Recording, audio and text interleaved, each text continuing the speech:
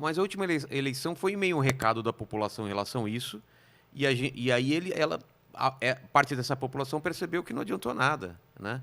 Que foi isso, o discurso era, vamos acabar com isso que está acontecendo, tal, tal, tal, tal, tal. A galera falou, estamos ok, é esse discurso que a gente quer. E aí a gente percebeu logo em seguida que não é isso, né? Que tudo Exatamente. tá igual ou pior, né?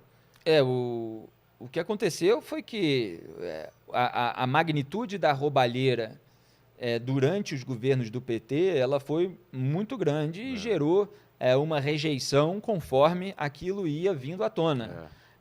Mas era uma safra de políticos muito amarrada ali no entorno petista e sem uma firmeza retórica que fosse contra toda aquela sujeira.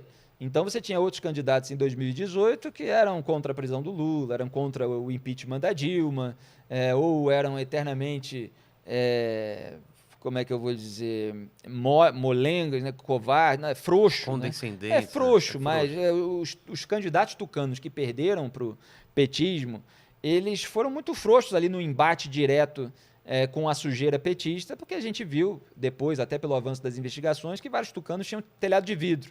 E o Bolsonaro, naquele momento, ele deu o discurso forte, a retórica forte, que não se consolidou na prática. Exatamente. As atitudes não foram condizentes com aquele discurso. E a população foi votar sem saber que havia esquema no gabinete do Flávio Bolsonaro, né, operado pelo Fabrício Queiroz, que depositou R$ 89 mil para o Jair na conta da Michelle, na época em que estava coletando a remuneração, a maior parte da remuneração dos funcionários fantasmas não atuantes, né, no gabinete do Flávio Bolsonaro. Então, tudo isso veio à tona. Você veja que eu gosto até de tocar nesse ponto, que é importante, muita gente não entende, né?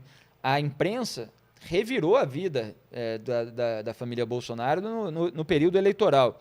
Assim como revirou de outros candidatos que estavam ali na liderança, é normal acontecer num período de eleição. Mas a imprensa tem ferramentas limitadas, quer dizer, tem coisas que só um Ministério Público independente, que só um Centro de Controle de Atividades Financeiras como o COAF podem fazer.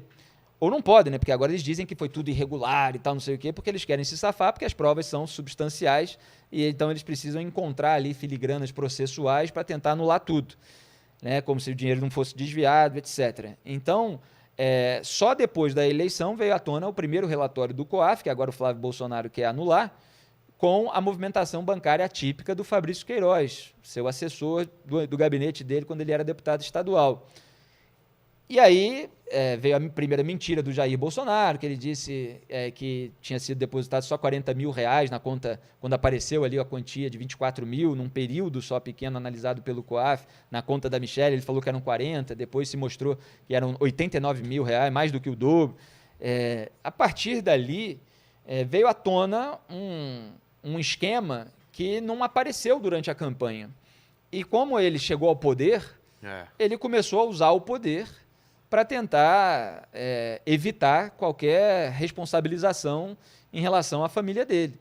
E aí vieram votações, vieram atitudes presidenciais completamente dissonantes em relação ao discurso de campanha.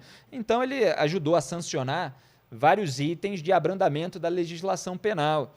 No próprio pacote anticrime originalmente proposto pelo então ministro Sérgio Moro, ele sancionou lá a criação da figura do juiz de garantias, limitação à delação premiada, limitação à prisão preventiva, 3 itens defendidos pelo PT. Ele posa ali de contrário ao PT, estão unidos pelo abrandamento da legislação penal. Aí veio interferência na Polícia Federal, semanas depois de que um inquérito da parte eleitoral sobre o Flávio Bolsonaro, porque são 2, avançou na superintendência da PF do Rio, ele já estava querendo trocar o chefe da superintendência, mas precisava passar pelo diretor-geral, porque não é atribuição direta do presidente da República. Ele tinha dado carta branca ao Moro, mas aí ele desfaz isso quando vê que o bicho vai pegar para ele.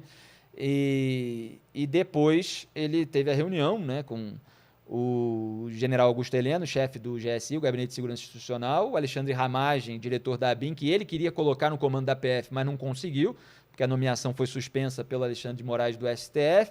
Teve essa reunião com a defesa do Flávio Bolsonaro.